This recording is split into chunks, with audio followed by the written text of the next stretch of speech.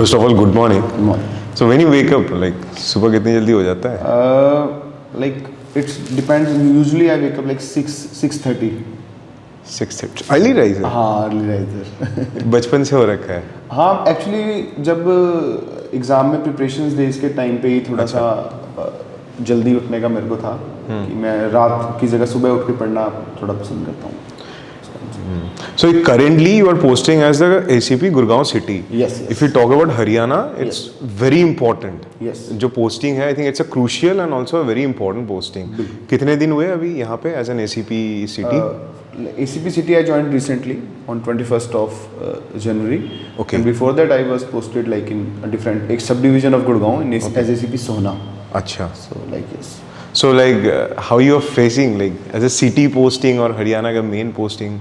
या it's good actually कि हर posting का अपना अलग अलग चैलेंजेस रहते हैं और अलग अलग टास्क रहता है। तो उसको देखते हुए रूरल एरिया और अर्बन एरियाज का अपना अलग एक चैलेंज है। तो उस तरीके से हमें पोस्टिंग्स को देखना है। तो उस हिसाब से इट्स गुड कि यहाँ पे जो अर्बन पोस्टिंग्स हैं और यहाँ पे जो अर्बन जो यूथ है और यूजुअली यहाँ पे अगर हम देखें डेमोग्राफिक्स भी तो इस रीजन की डेमोग्राफी काफ़ी यंग है। Okay. तो उस हिसाब से it's different kind of posting so it's good. You said about youth. What's your age? अभी कितने साल के? I am like 29।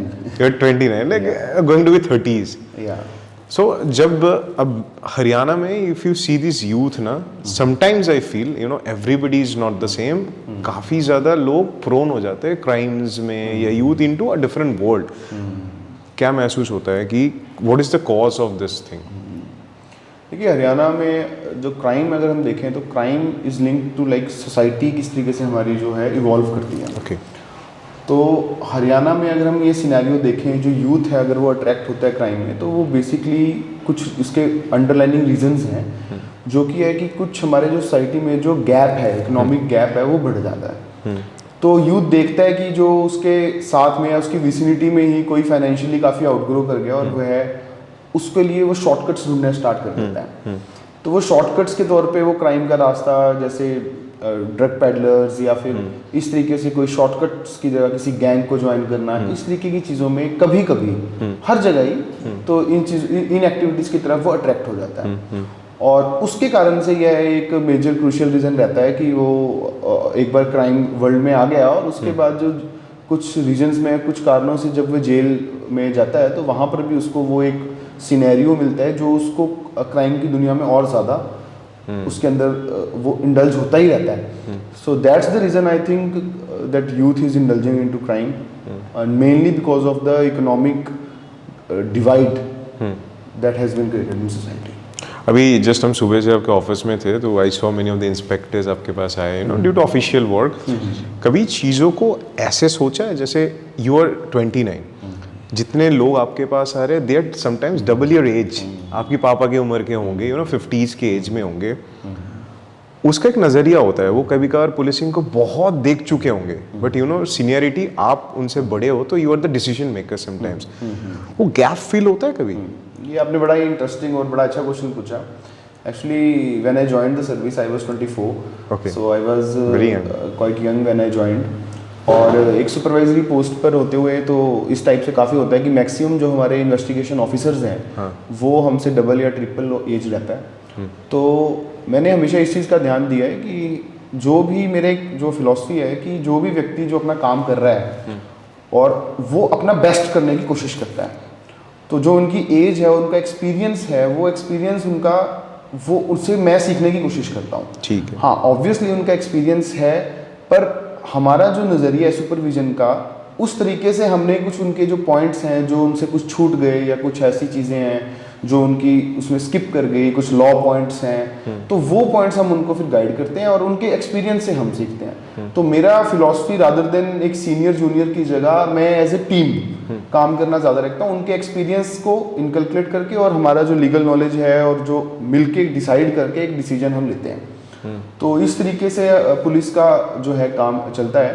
तो यहाँ पर being obviously being supervisory officer decision making में एक फाइनल जो सिग्नेचर्स हैं वो हमारे रहेंगे बट इसमें कोई डाउट नहीं है कि अगर हम एज अ टीम काम करें और उनके एक्सपीरियंस को भी काउंट इन करें, तो वो ना केवल उनके अंदर एक कॉन्फिडेंस पैदा करेगा हमारा जो स्टाफ है, और रादर देन वो है एक बेटर उनके अंदर ये एक वो भी लेके आएगा कि आई एम वर्थ समथिंग।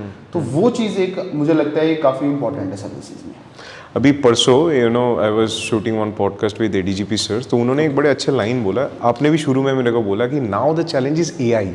हाँ, तो उन्होंने मेरे को एक चीज़ बोला कि वी जो सीनियरिटी में हम फेस कर रहे हैं, जो हमारे ग्राउंड लेवल फोर्सेस है, उन्होंने पुलिसिंग लास्ट 20 साल 25 साल में एक दैट लाठी शाम दाम दंड भेद वाला पुलिसिंग देखा है, but we need to mould with the situations. उस जगह पे क्या फेस करते हो, ये जो ग्राउंड फोर्स को जब मोल्ड करना होता है? देखिए जो हमारे नए क्रिमिनल लॉज आए हैं, हमारे जो इंट्रोड्यूस हुए हैं 2023 में, जो भारतीय न्याय संहिता, भारतीय नागरिक सुरक्षा संहिता, भारतीय साक्ष्य अधिनियम, तो इन कानूनों के तहत जो हमारा अब जो क्रिमिनल इन्वेस्टिगेशन का जो काम रहता है उसको मेनली ऑनलाइन कर दिया। एंड हरियाणा जो है वह एक मॉडल स्टेट इसमें चुनी गई है, पूरे इंडिया से हरियाणा को मॉडल स्टेट चुना गया है इस लॉज को इम्प्लीमेंट करने के लिए। और हरियाणा के अंदर भी अगर हम देखें, गुरुग्राम को मॉडल डिस्ट्रिक्ट चुना गया है जो इन लॉज को हमने इम्प्लीमेंट करवाने के लिए। तो अगर मोटा देखें इसके अंदर जो law implementation, that is we have to get everything into online. Okay, so online के लिए क्या रहता है, हमने कोई इन्वेस्टिगेशन करनी है, कोई एविडेंसेस कलेक्ट करने हैं, उसको ऑनलाइन कलेक्ट करना है। उसके बाद हमने एविडेंसेस के बाद जो further we have to give a chargesheet that we have to submit in the online format. When we are like facing the court we have to face it in the online mode through video conferencing. So everything has turned into online and through like online portals, different apps have been made. So the challenge like which recently our force is facing, that we have to transform very quickly, very swiftly from that thing कि हम उसको hard copy में और उन चीज़ों से और एकदम से ऑनलाइन में ट्रांसफर एक शिफ्ट करना, ये एक बहुत बड़ा चैलेंज है जो हमारी फोर्स अभी फेस कर रही है। और इस चैलेंज के लिए और हम मैंने देखा है कि कई जो हमारे 50+ भी जो हमारे सब इंस्पेक्टर्स हैं पुराने हैं, वो इसको बड़े अच्छे से इसको कर पा रहे हैं। और देखें तो गुड़गांव इसके अंदर, गुड़गांव पुलिस इसके अंदर काफ़ी अच्छा लीड कर रही है। और हम ये इंश्योर कर रहे हैं कि अब हम जितना भी नए कानून हैं उनको हम ऑनलाइन शिफ्ट करें। हाँ, इसमें कोई डाउट नहीं है कि जो यंग जो डायरेक्ट PSIs या नए जो यंग ऑफिसर्स हैं वो उसको जल्दी पिक कर लेते हैं, और जो पुराने हैं उनको थोड़ा टाइम लग जाता है। बट ओवरऑल देखें तो ये ना कि सिर्फ अब हमारे को हमारी need of the our is also कि हमने ऑनलाइन में शिफ्ट करना मैंडेटरी रहेगा। अभी हम गुड़गांव की बात कर रहे हैं, Gurgaon is an happening city, बहुत ही देयर आर मेनी कॉर्पोरेट्स आ रहे हैं, lot of housing societies build हो रहे हैं। With this housing societies I think ये आपके लिए भी एक चैलेंज है, देयर आर मेनी बिल्डर्स। जब एक सिस्टम होता है तो many people might think you are a very powerful person, but कभी कभी ऐसे लगता है कि power is a discrete situation जहाँ पे you are just a part of the power. And वो कहते हैं कि जितना बड़े होते जाओ उतना सहने की क्षमता बढ़ाओ। वो जो एक वाइट एंड ब्लैक के बीच में से हमें गुजरना पड़ता है, how you are dealing with, because you are very young. देखिए मेरा थोड़ा सा इसमें व्यू पॉइंट ये रहता है कि हर व्यक्ति का या हर ऑर्गेनाइजेशन का अपना एक टास्क है, अपना एक काम है कि जो हम इसकी डिस्कस करें कि अथॉरिटी पावर, वो अगर हम देखें तो रादर देन उसको हम उस तरीके से देख के हम इस तरीके से हमें देखना चाहिए कि रिस्पॉन्सिबिलिटी क्या है। ठीक, रादर देन पावर या authority we should see it as a responsibility. देखिए जो बीइंग हर एक जो साथ साथ अपनी पर्सनल, कोई भी बिल्डर या कोई भी व्यक्ति समाज में अपने पर्सनल काम के साथ साथ एक वो समाज को लिए भी कुछ ना कुछ कंट्रीब्यूट कर रहा है। ठीक है, तो उसको हमें उस तरीके से देखना है कि कोई भी व्यक्ति अपना काम कर रहा है, जैसे आप अपना काम कर रहे हैं contributing to the society also, तो उसको हमने उस चीज़ को अप्रिशिएट करते हुए अगर हम देखें और हम ये देखें कि वो जो काम कर रहा है, बस पुलिस का इतना ही काम है कि जो भी वो कंट्रीब्यूट कर रहा है समाज को या खुद के लिए जो काम कर रहा है वो ठीक तरीके से करे। उसके अंदर जो हमारे कानून बने हुए हैं उसको वो फॉलो करते हुए काम करे। बस पुलिस का सिर्फ उतना ही काम है। अगर कोई उस रास्ते से भटक रहा है, ठीक तरीके से नहीं कर रहा है, तो पुलिस ने उसको उतना ही अपना उसके ऊपर एक्शन लेना है। और अगर वो ठीक तरीके से चल रहा है तो ठीक है, इट्स ओके। तो मैं इसको थोड़ा इस तरीके से देखता हूँ कि पुलिस फोर्स इन जनरल, अगर हम इसको बड़ा बर्ड्स आई व्यू से देखें, उनका काम है कि जो भी डेविएंट है तो उसको हमने पिक करके उसको ऑनरेबल कोर्ट के आगे we should brought him to the justice. That's the work. अगर हम देखें हाउ पुलिसिंग चेंज्ड यू अगर कोई दूसरे नौकरी में होता या पुलिसिंग में चेंज बदल that's I think very important. Like जब मैं कॉलेज से पास आउट हुआ तो आई वाज द वन जिनको I got my placement in Maruti. You did engineering? Yeah, I did engineering. Which engineering? I was production engineer from Punjab Engineering College, and I got placed in the Maruti, the corporate. Okay.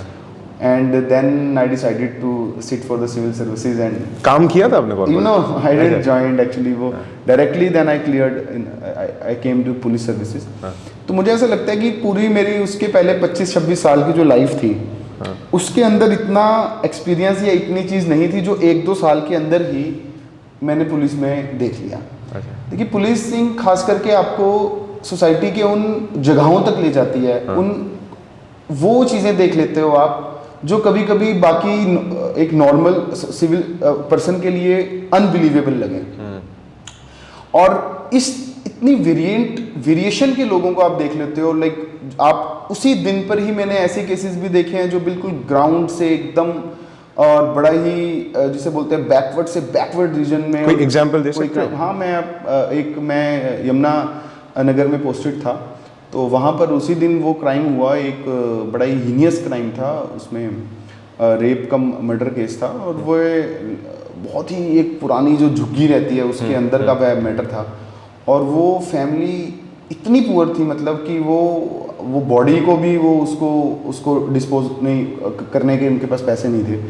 तो वो उस crime को भी हमने उस swiftly solve किया, और उसी 1-2 दिन में ही एक इस तरीके का भी क्राइम आया कि बहुत बड़ा कोई डिस्टिलरी था, उसके अंदर फ्रॉड हो गया कोई। तो मैं वो कहना चाहता हूँ कि जो इंटरेक्शन हमारी रहती है पुलिस की, तो वो बहुत सोसाइटी के हर एक अलग अलग जो एक्सट्रीम्स हैं उनके साथ रहती है। तो वो जो रेंज है, वो रेंज आपको जो सिखा देती है समाज के बारे में, इंसान के बारे में, ह्यूमन इमोशंस के बारे में। सबसे इम्पोर्टेंट कि एक इंसान, एक क्रिमिनल कोई भी है, वो उसकी क्या सोच रहती है जब वह क्राइम करता है। तो कभी कभी अगर आप किसी क्रिमिनल से जब हम इंटेरोगेशन करते हैं और पूछते हैं कि आपने इतना हीनियस और ग्रुसम केस क्राइम कमिट किया, वो क्या उसका रीज़न, तो उसकी जब आप उसकी साइड को समझते हैं तो आपको रियली में समझ आता है कि सोसाइटी में कैसे कोई क्रिमिनल बनता है और उसमें कौन कौन रिस्पॉन्सिबल रहता है as a society, as a system. It's not black and white कि ये बुरा है, ये अच्छा है। Everything is grey and I have felt it like completely.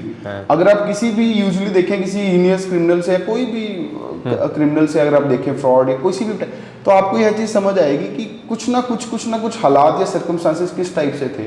तो वह जो एक न्यूआंस है कि हम जैसे ब्लैक एंड वाइट को ना देखते हुए ग्रे और सोसाइटी को जिस तरीके से समझना, वह समझ पुलिस के अंदर मुझे लगता है बहुत जल्दी आप में आ जाती है, रादर देन और सर्विसेज में या और किसी कार्य को करते हुए उस चीज़ में थोड़ा टाइम लग जाता है। आपने इमोशंस की बात करी है, मुझे लगता है पुलिसमैन की इमोशंस को लेके कोई बात नहीं करते। कभी कभी लगता है कि ये जो आपने बोला when you meet the criminals और people from the other world, personal emotion disbalance होता है। देखिए इसमें बड़ा एक वो रहता है कि पहले स्टार्टिंग में ये चीज़ें अर्ली सर्विस में जो भी ज्वाइन करता है पुलिस फोर्स को, वो ये चीज़ फेस करता है। मैं अपना पर्सनल बताऊं, हमारा अंडर ट्रेनिंग पीरियड रहता है, SHO अंडर ट्रेनिंग था मैं, और रक्षाबंधन का कहाँ पे थे? मैं मधुबन था, डिस्ट्रिक्ट करनाल में। तो वहाँ पे रक्षाबंधन के त्यौहार वाले दिन एक एक्सीडेंट हुआ, और वो एक्सीडेंट से ज़्यादा एक था कि कोई ड्रंकन ट्रक वाला था और वो एक लेडी और उसके एक वहाँ से उसके ऊपर से गुजर गया मोटरसाइकिल से। तो मैं वहाँ गया तो जो सीन देखा मैंने just, and it was like कि आई वाज गोइंग थ्रू और मेरे सामने ही वो हुआ। अच्छा। कि वो रादर देन वो the body was completely flattened, मतलब ऐसे एकदम से पूरी। तो ये सब चीज़ें देख के, और एक बार तो स्टार्टिंग में लगा कि एकदम से व्हाट हैज़ हैपेंड, ये कैसे होगा, और वो बट देन सडनली कि वी हैव टू सी कि वो बंदा उसको करके भाग गया, तो उसको भी पकड़ना है। तो साथ में वहाँ भी भीड़ इकट्ठी होगी और उसको मैं, तो रादर देन हम इमोशनल हो जाएं कि ये क्या हो गया और एकदम से स्ट्रक हो जाएं, तो रादर देन वो उस दिन बड़ा चेंज आ जाती है, वो चीज़ एकदम से चेंज आ जाती है आप में। रादर देन आपका फोकस बदल जाता है कि rather than seeing this thing, हमने उसको करना है, पकड़ना है और इसको बॉडी को यहाँ से हटाना है और लोगों को शांत करना है। तो ये चीज़ जो चेंज है, ये आपको पर्सनल, आपकी जो रिस्पॉन्सिबिलिटी है कि मेरा ये काम ये है। क्योंकि वो obviously it was an emotional moment. कोई सिस्टर अपने ब्रदर को राखी बांधकर वापस आ रही थी रक्षाबंधन वाले दिन, और and my sister was waiting in home कि मुझे घर जाना था उस दिन, and I was sitting in office, और उसको पकड़ना और वो सारे काम में मुझे रात के 2-2:30 बज गए. तो then when I was going back home, then I realize the thing कि how personal emotions and professional things I have to like make a line कि this is my professional work. तो उसके बाद, उस दिन के बाद स्पेसिफिकली मैं कहूँगा कि जब भी इस टाइप का कुछ ऑफेंस होता है या जब भी कोई ऐसा सीन देखते हैं हम या फिर कोई ऐसा रहता है, तो वो एज अ ऑब्जेक्ट या एज अ हम कोशिश करता हूँ मैं इसको एज अ न्यूट्रली देखने के लिए. परंतु हैविंग सेड दैट, जो हमारा काम है, बट जो विक्टिम है, जो पीड़ित है, उसके रिगार्डिंग एक एम्पैथी रखना बहुत मैंडेटरी रहता है पुलिस के लिए. और बड़े ही सेंसिटिव कभी कभी केसेस रहते हैं, तो किस प्रकार के क्वेश्चंस पूछने हैं, क्या किस तरीके से बात करनी है, तो वह चीज़ें आपको वो तभी आ सकती हैं अगर आप इमोशनली इंटेलिजेंट हैं. तो इसमें एक टर्म होती है, हम पढ़ते भी थे और इसको प्रैक्टिकली भी यूज़ करना थोड़ा पुलिस ट्रेन हो जाती है, वो इमोशनल इंटेलिजेंस. तो इमोशनली इंटेलिजेंट पर्सन वो होता है जो अपने इमोशंस को अपने ऊपर हावी नहीं होने देता, पर इमोशंस को यूज़ करता है ताकि वो उसको प्रोफेशनली भी हेल्प करे. तो that is the thing, that is the key in policing कि आप इमोशंस आप में हैं. इमोशन लेस होना भी मुझे लगता है एक अच्छा पुलिस ऑफिसर की क्वालिटी नहीं है. आप में इमोशंस हैं, आप उन इमोशंस को इस तरीके से यूज़ करें कि वो आपके जो आपका जो काम है वह उसके अंदर आपकी हेल्प करे. तो यह चीज़ हम करने की कोशिश करते हैं, और इसके कारण ना कि हम काफ़ी केसेस को सॉल्व कर पाते हैं, बल्कि हम ये भी इंश्योर कर पाते हैं कि जो विक्टिम है उसको जस्टिस मिले. अपने इमोशन इंटेलिजेंस की बात किया, मैं ये बोलना चाहता हूँ कि हम इंसान की हर दिन is not a good day. किसी दिन आप बहुत खुश मिजाज उठते हो, किसी दिन शायद आप डिसबैलेंस रहते हो, आपकी पर्सनल कुछ चल रहा होगा, बट आपको ऑफिस आना है, डेली पुलिसिंग करना है. कैसे बैलेंस करते हो अपने आप को?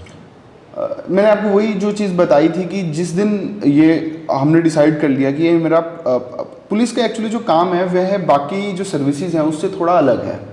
It's not like, it's completely एक बिल्कुल अलग सा चीज़ रहती है कि एकदम से कुछ ऐसा काम आ जाएगा. तो उस टाइम पे जब वो चीज़ आ गई, जब कोई ऑफेंस हो गया या जब कोई केस आ गया, तो उस टाइम पे उस केस के अंदर जब आप अपना टाइम को डिवोट कर रहे हैं, तो आपके दिमाग के अंदर ये रहना चाहिए कि जो मैंने काम कर दिया, किसी भी पुलिस ऑफिसर ने जो काम उसमें कर दिया, उसमें जो स्टेक्स उसने डाल दिए, जो इनपुट्स दे दिए इन गोल्डन आवर 2-3 दिन के अंदर, जो भी उसमें इन्वेस्टिगेशन कर दी, उस इन्वेस्टिगेशन के आधार पे फिर हम अपनी कोर्ट के अंदर फाइल दे देते हैं.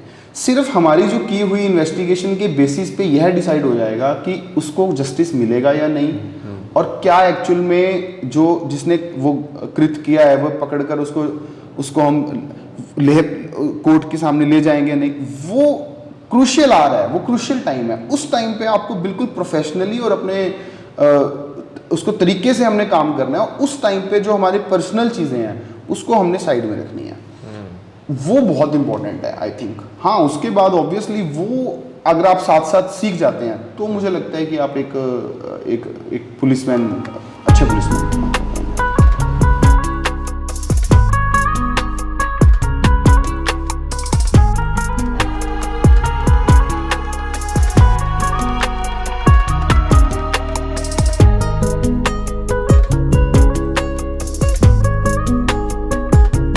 अब आते हैं आपकी चाइल्डहुड पे.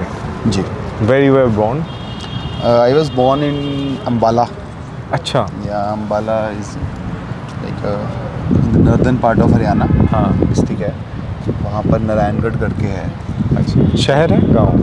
Town kind of. और वैसे भी अम्बाला में ही गांव है मेरा, जो बेसिकली मेरे फादर का विलेज है वो अम्बाला में ही है.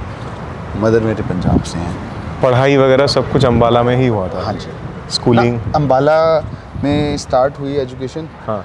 फिर स्कूलिंग और वो पंचकुला, अम्बाला, चंडीगढ़, हाँ. इन 3-4 जगहों पे ही मेरा स्कूलिंग फ्रीक्वेंटली. तो ये हरियाणा पुलिस में क्यों, पंजाब पुलिस में ट्राई नहीं किया?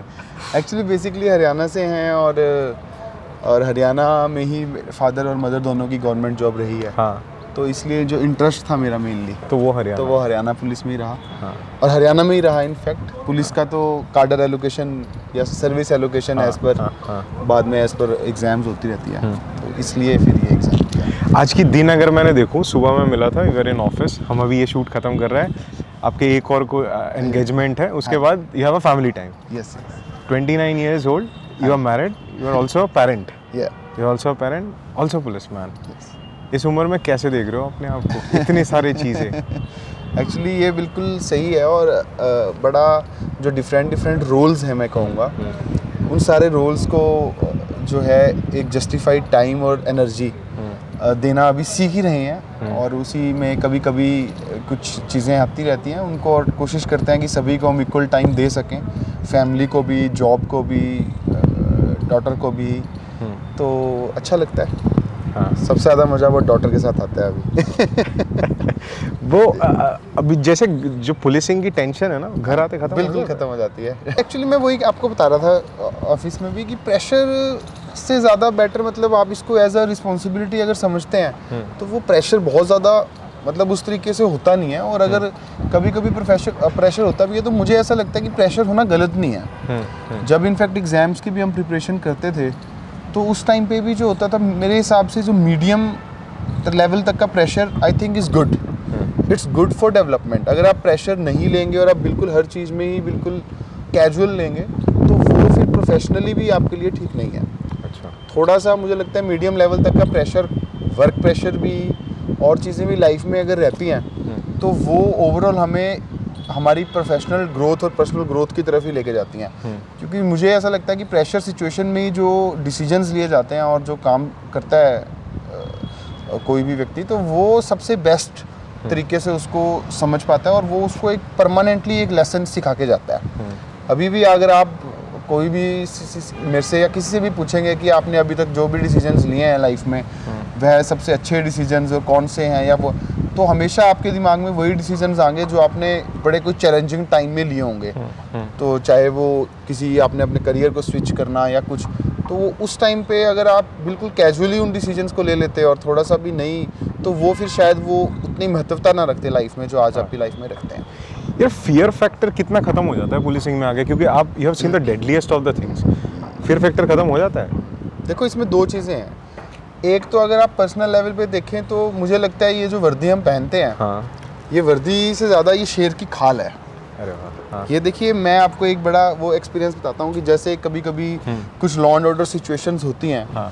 तो लॉ एंड ऑर्डर सिचुएशंस में हमारा अकेला कांस्टेबल भी, कोई भी व्यक्ति जिसने पुलिसमैन, एक सिंगल पुलिसमैन भी अगर उसने पुलिस में वो है और उसने सामने 100 या 150 बंदों का क्राउड है, तो वो सिर्फ एक वर्दी के कारण ही उसको एक अंदर से उसको आता है कि नहीं, I am the authority and I will manage the law and order situation. तो वो एक जो चीज़ आपको जो एक सेंस ऑफ एक वो प्रोवाइड करती है, एक जो आपके अंदर भर देती है जो साहस है, तो वो एक फैक्टर तो इसमें है पुलिस के अंदर कि आपको वो एक जो प्रोवाइड करती है ये जो वर्दी। और पर्सनल लेवल पे देखो, मेरा ये मानना है कि फियर फैक्टर से ज़्यादा एक फियर ऑफ लॉ तो हमको भी और सभी को होना चाहिए। और वही है कि हमने, जैसे मैं आपको पहले ये बता रहा था कि कोई भी डेविएंट चीज़ है उसको हमने उस पर लेके जाने के लिए, तो कभी कभी पुलिस को अपने जो भी हैं एक्शंस हैं वो सॉफ्ट एक्शन और हार्ड एक्शंस दोनों का यूज़ करना पड़ता है। क्रिमिनल्स के लिए या कई और ऐसे एंटी सोशल एलिमेंट्स के लिए कभी कभी मुझे लगता है हार्ड एलिमेंट्स का और हार्ड स्ट्रेटजीज़ का यूज़ करना भी बेनिफिशियल रहेगा। You were talking about criminals. I think you also personally met with many of the criminals. How you study them? कि sometimes you feel they are very intelligent but came in a wrong way. Feel होता है ऐसा? हाँ बिल्कुल। तो देखो अलग अलग ये, बल्कि जब मैं आया था पुलिस सर्विसेज में तो मुझे लगता था कि पता नहीं वो कौन सी टेक्निक्स होती होंगी, क्या कुछ ऐसा होता होगा कि जिनसे हम जानेंगे क्या है। But with time, as the time went, मुझे पता लगा कि ऐसी कोई स्पेसिफिक नहीं, इट्स ऑल अबाउट द कि आपका कितना एक्सपीरियंस है। तो जब आप वो डेली बेसिस पे उस चीज़ को प्रैक्टिस करते हैं तो, और आप जो पैटर्न्स को पकड़ते हैं, तो वो पैटर्न्स को पकड़ने के बाद आपको समझ आ जाता है कि क्या चीज़ है और क्या ऐसे फैक्टर्स होंगे कि इस चीज़ में ये व्यक्ति आया होगा। तो आपको फिर आप, क्योंकि समाज में भी एक हिस्सा है समाज का भी और सोशली भी आप लोगों को देखते हैं, तो जब आप सोशियोलॉजी को और क्रिमिनोलॉजी को एक साथ व्यू करते हैं तो मैं आपको बताऊं तो काफ़ी ज़्यादा इजी हो जाता है ये फाइंड आउट करना कि इसने ये क्राइम क्यों किया है। इसकी क्या मोटिवेशन रही होगी ये क्राइम करने की, क्या मोटिव रहा होगा। इनफैक्ट वो हमें वैसे भी इन जनरल भी एक ट्रेंड बताता है उस एरिया का कि इस एरिया में इस टाइप के क्राइम होते हैं, इस एरिया में इस टाइप के क्राइम ज़्यादा हैं, तो उससे आपको वो एक पैटर्न समझ आ जाता है। तो उसके बाद वो बड़ा इजी हो जाता है आपके लिए क्रिमिनल्स को भी स्टडी करना और उनकी मेंटालिटी को भी स्टडी करना। इसका क्रिमिनोलॉजी और सोशियोलॉजी एक अलग से बड़ा स्पेसिफिक ब्रांचेज हैं जिन्होंने बड़ा स्टडी किया इन चीज़ों पे, तो वो काफ़ी इंटरेस्टिंग टॉपिक्स हैं। यू नो कितने सारे पुलिसमैन जब आपको देखते होंगे इन द ग्राउंड लेवल दे सी कि यार एसीपी साहब की लाइफ तो बहुत सॉर्टेड है। एसीपी बन के there are many seniors above you, ground level पे बहुत लोग हैं, कुछ चीज़ें पर्सनली जूझ रहे हो, you can't share those things with the people. As a leader क्या महसूस करते हो कि सहन शक्ति बहुत मैटर करता है अगर लीडर बनना है? देखिए, मैं इसमें एक चीज़ कहूँगा कि मैं जब स्टार्टिंग में सर्विस में आया था तो मैंने एक चीज़ सीखी थी कि जब डिसीजंस हम लेते हैं तो काफ़ी सारे ऐसे फैक्टर्स होते हैं जो हमें डिसीजंस लेने पे वो करते हैं। उसमें से प्राइमरीली जो फैक्टर्स हैं तो वो हम 3-4 कैटेगरीज हैं उनकी अगर देखा जाए। जैसे एक डिसीजन लेना है, एक होता है आपके कोलीग्स, एक है मीडिया परसेप्शन, एक है आपके सीनियर्स, एक है आपके जूनियर्स, तो ये और एक है आपका जो ये 4-5 चीज़ें हैं। तो जो मुझे मेरे सीनियर्स ने सिखाया कि आपने ये जो 4-5 चीज़ें देखनी है और उसमें के बाद आपने डिसाइड करना है कि सही क्या है। तो उसके अकॉर्डिंग हो सकता है कि कभी कभी कुछ चीज़ें ऐसी हैं जो आपके हाथ में नहीं हैं, कुछ चीज़ें ऐसी हैं जो शायद आपको लग रहा है कि वो एक तरीके से सही है परंतु वो आपके सीनियर्स को या और कुलीग्स को या उस तरीके से मीडिया परसेप्शन के अनुसार वो सही ना हो। तो मेरे कहने का अर्थ है कि उन चीज़ों के अंदर जो डिसीजन है तो मैं कोशिश करता हूँ कि सिर्फ अपना इनर कॉन्शियस या वो चीज़ों के साथ साथ मैं सभी का व्यू पॉइंट लेके और अकॉर्डिंगली डिसाइड करूँ। तो जब हम वैसा कार्य करते हैं तो हाँ, कभी कभी ऐसा लगता है कि शायद ये कुछ पर्सनल लेवल पे आपको उतना सेटिस्फेक्शन नहीं मिलती, लगता है कि ये कुछ मेरे से कुछ ऐसी चीज़ हो गई जो शायद नहीं होनी चाहिए थी या वो है। परंतु फिर वही चीज़ है कि ओवरऑल सिनेरियो को देखते हुए और प्रैक्टिकल पुलिसिंग के अनुसार ओवरऑल वो चीज़ें लीगल अनुसार वो सही ही हो जाती हैं अल्टीमेटली, मैंने ये देखा है। तो उस टाइम पे कभी कभी और ऑब्वियसली कुछ चीज़ें ऐसी होती हैं जो हमारे कंट्रोल में नहीं है। जैसे कभी कभी बड़े कुछ ऐसे पीड़ित लोग आते हैं जिनका ये परसेप्शन रहता है कि ये हमारा काम नहीं हो रहा, ये कर दीजिए। और अब वो मैटर्स कभी कभी सारे मैटर्स पुलिस से रिलेटेड भी नहीं होते हैं। अब कुछ चीज़ें ऐसी होती हैं जो पुलिसिंग से रिलेटेड नहीं है पर लोग उसके अंदर चाहते हैं कि पुलिस हमारी हेल्प कर दे, कि पुलिस पार्टी बन जाए। तो उनको लिए हाँ obviously I feel but that's not in a hand.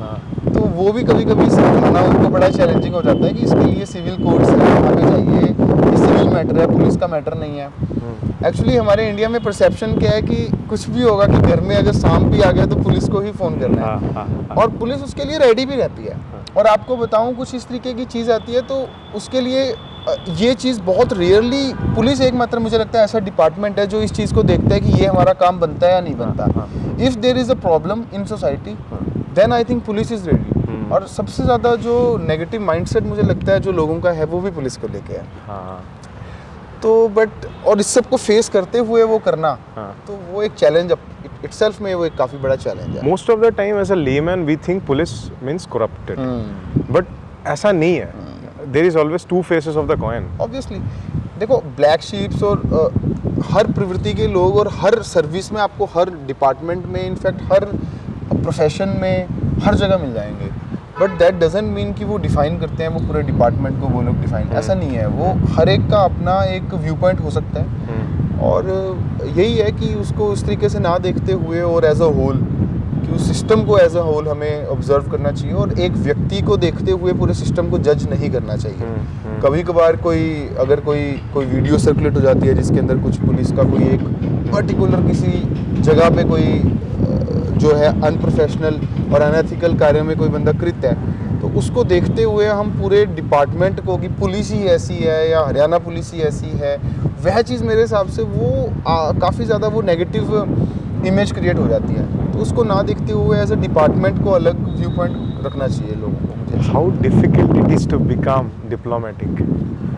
You have to be every time. देखिए, ये एक बड़ा वह चीज़ है कि कभी कभी कुछ जगहों पे जब हमें कुछ लॉ एंड ऑर्डर सिचुएशंस के टाइम पे हम जानते हैं व्यक्ति गलत हैं परंतु वो बहुत भीड़ में आए हैं और वो चीज़ है, तो कुछ पॉइंट्स पे मुझे लगता है कि we have to be diplomatic and it's obviously again it's an art आपको कभी कभी उसको यूज़ करना पड़ता है और करना चाहिए भी, इसमें कुछ वो नहीं है। परंतु अल्टीमेटली ये चीज़ देना चाहिए कि अल्टीमेटली जो आप कार्य कर रहे हो आप अपने मन से और उसमें लीगली करेक्ट हैं, तब तक you can be diplomatic as far as you are legally correct and your conscious is allowing you, और आप उसको एथिकल तरीके से कर रहे हैं, तब तक आप हो सकते हैं, मुझे लगता है। एक सवाल पूछता हूँ, नॉट एज अ पुलिसमैन जवाब देना, एज अ यंग अभिलाष जवाब देना। कभी कभी ये मिस करते हो कि जैसे ना गुड़गांव, अरे यार मुझे भी तो पार्टी करनी है, डांस करनी है, बट लोगों ने एक इमेज बना हुआ है, एसीपी साहब की इमेज बना के भी रखना है। वो जो बीच में लड़ाई होती है ना, अपनी मन की बात सुनना और एक पुलिसमैन, वो ऑब्वियसली हालांकि ऐसी कोई रिस्ट्रिक्शंस नहीं है, बट एक्चुअली क्योंकि प्रोफेशनल, बट आप कहीं पे भी जाओगे लोग पहचान जाते हैं, बट वो एक्चुअली कभी थोड़ा काम ऐसा है और वो इंटरेस्ट ही एक्चुअली ज़्यादा मैंने देखा है यूजुअली काफ़ी ऑफिसर्स का उस तरफ डेवलप ही नहीं हो पाता। हाँ, क्यों? मतलब उनका एक्चुअली उनके इंटरेस्ट एक्चुअली एक इनर सर्कल बन जाते हैं और जॉब्स में, और वो और फिर जितना मौका मिलता है, अपॉर्चुनिटी मिलती है पर्सनल लाइफ की वो करने के लिए, तो वो करते हैं, उसमें कोई डाउट नहीं है। पर मेरा पर्सनली देखें तो मुझे फिर ज़्यादा टाइम, जितना भी टाइम मिलता है, मैं फैमिली के साथ और उनके साथ ही थोड़ा अच्छा, you are more into family. हाँ, मतलब more into family I try. You like house party then out party? हाँ, मतलब आई प्रेफर कि घर पे दोस्तों और परिवार के साथ मैं बैठूँ, थोड़ा उनके साथ टाइम स्पेंड करूँ, ये मुझे थोड़ा ज़्यादा बेटर लगता है। 10 साल पुराने अगर आप जा सकते हो, क्या एडवाइस दोगे अभिलाष को? देखिए मैं देखूँ What is the real meaning of your name? Abhilash? अभिलक्ष्य एक्चुअली इट्स मींस अभी के लक्ष्य मींस बड़ा लक्ष्य कुछ है। अच्छा, ठीक है। एक्चुअली देयर इज वेरी बड़े एक सीनियर आईएएस ऑफिसर है अभिलक्ष्य लिखी, तो he is Haryana cadre IAS officer and मेरे फादर ने उनके साथ काम किया था, तो वहाँ से मेरे फादर ने उनके नाम से मेरा नाम रख दिया। आई थिंक दैट टाइम इन जब मेरा बर्थ हुआ तो ही वाज डीसी भिवानी। अच्छा।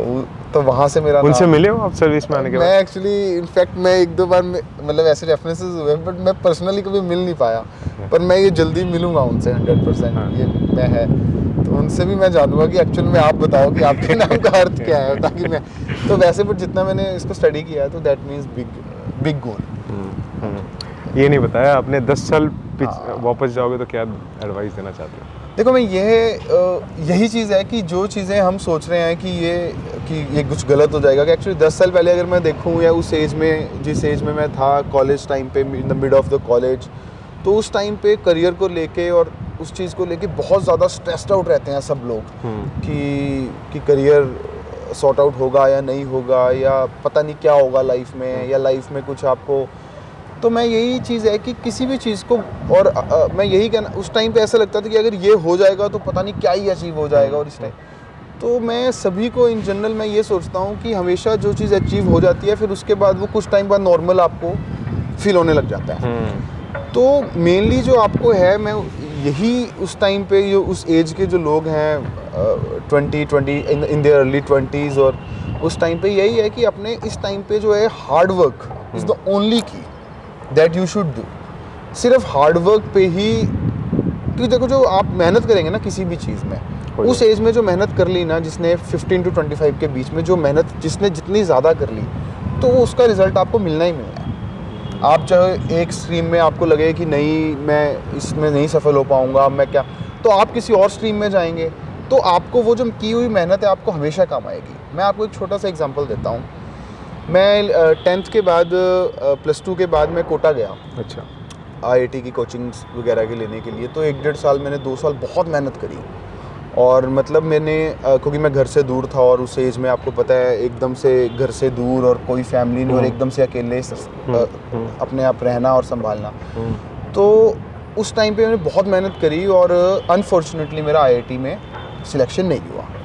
तो इट वाज लाइक कि इतनी मेहनत के बाद भी IIT नहीं हुई तो क्या ही फ़ायदा हुआ मेहनत का। मतलब मैं बड़ा 15 आवर्स भी बड़ा मैंने मेहनत कर, तो मैं फ्रस्ट्रेट हो गया कि बड़ा। तो फिर मैं उसके बाद कॉलेज में आया। कॉलेज में आने के बाद फिर आप यकीन करें, जब मैं बाद में UPSC की और सिविल सर्विसेज की प्रिपरेशन करी, तो वन थिंग दैट जो मुझे सबसे ज़्यादा हेल्प करी कि जो मैं सिटिंग और जो मेरे को हार्ड वर्क की आदत डल गई थी। तो मेरा कहने का मतलब है I failed during my I couldn't clear IIT। तो ऑब्वियसली मतलब उसके बाद मैं बट वो चीज़ जो उस टाइम की जो चीज़ थी, जो सिटिंग थी, या उस चीज़ ने मेरे को काफ़ी एक मोटिवेशन दिया कि नहीं, I can do the hard work and I will clear it. तो उस चीज़ ने फिर मुझे काफ़ी मदद की। एक चीज़ और आपने बोला ना कि इसमें मैं मेंशन करना चाहता हूँ, मुझे लगता है एज अ ह्यूमन हमें ना अपनी काम बस करते रहना चाहिए। हाँ ये है ना कि अभी जैसे आपने भी देखा है, I don't make script and everything, we are just doing it spontaneous, है ना, स्पॉन्टेनियस। लोगों को लगता होगा कि माइंड भी मैंने कितने प्लान किए, it's a very random plan and we are doing it. मुझे वो फ्लो का मज़ा आता है। बिल्कुल। और मुझे लगता है कि अगर मैं उस प्रोसेस में जाऊंगा ना, स्क्रिप्टिंग एंड ये वो, फिर शायद मैं नहीं कर पाऊंगा। तो वो I think you are talking about that कि वो कंसिस्टेंसी और वो करते रहना चाहिए, करते रहना चाहिए। चीज़ें एक टाइम पे हो जाता है, एक टाइम पे हो जाता है। अब जैसे वही, अब आप कोई भी चीज़ है, जैसे आप मेहनत कर रहे हैं, इसको आपका पैशन है, आपका इंटरेस्ट है, और उसमें आप कॉन्टीन्यूसली हार्ड वर्क कर रहे हो, और तो धीरे धीरे आपको ये फील होगा कि आपको पता भी नहीं लगेगा एंड आप उसमें बहुत अच्छा कर रहे हैं। जो आपको अच्छा लगता है ना उसमें हार्डवर्क फील नहीं होता। फील नहीं होता, एग्जैक्टली, दैट्स द थिंग। तो इसीलिए जैसे कई लोग मेरे से पूछते हैं, बड़े सारे लोग, कि हम पुलिस में आए कि नहीं आए, हम HCS को, SDM को ऊपर प्रेफरेंस में दें या HPS को दें या DSP को दें जब सिविल सर्विस। तो मैं वही कहता हूँ कि इट ऑल डिपेंड्स। अब जैसे अगर रात को 1-1:30 बजे मुझे जाना पड़ गया कहीं पे, तो ठीक है, मुझे इतना वो नहीं होता कि बस पता नहीं क्यों जाना पड़ गया, या बिकॉज इट्स ओके, मतलब आई डोंट फील लाइक कि ऐसा नहीं, क्योंकि मुझे चला गया वहाँ पे जाके, अगर कुछ पॉजिटिव मुझे मिल गया और कुछ केस क्रैक हो गया, तो वो I feel really good about it. तो वो अगर आपका उसमें मन लग रहा है, तो वो आपको फील ही नहीं होगा कि आप रात को 1 बजे गए और सुबह 6-7 बजे तक आप वहीं थे, स्पॉट पे ही रहे, या फिर आप किसी दिन गए, किसी दिन काम ज़्यादा, तो रात को 11-11, 12-12 बज गए। क्योंकि जब मैं आता हूँ तो उसके बाद फील ही नहीं होता, सुकून आता है, मतलब अच्छा लगता है कि हाँ यार कुछ हो गया, चलो हमने कुछ ऐसी चीज़ करी कि जो सोचा था वो हो गया। या जैसे कभी कभी मैं अभी आजकल जैसे कोई फाइल पढ़ रहे हैं मान लीजिए, तो फाइल पढ़ते पढ़ते 5-6 घंटे लग गए, मैं कभी कभी सुबह के 3-4 बज गए वो पढ़ते पढ़ते ही। तो वो ऐसा नहीं होता यार 4 बज गए अब सुबह फिर जाना है, अच्छा लगता है कि यार पूरी पढ़ ली और समझ आ गई। तो वो तभी हो पाता है अगर आपको उसमें पैशन है और मजा आ रहा है। Which is important, hard work और डेस्टिनी? हार्ड वर्क, मिरेकल्स में बिलीव करते हो? मैं मानता हूँ, बट मुझे लगता है कि हार्ड वर्क ही ज़्यादा इंपॉर्टेंट है। डेस्टिनी देखो, ऑब्वियसली कुछ चीज़ें ऐसी रहती हैं जो हमारे कंट्रोल में नहीं है, बट मुझे लगता है वो शायद इसीलिए है क्योंकि भगवान ने ये सोचा हुआ है कि आप हार्ड वर्क करके किसी और जगह अच्छा करो।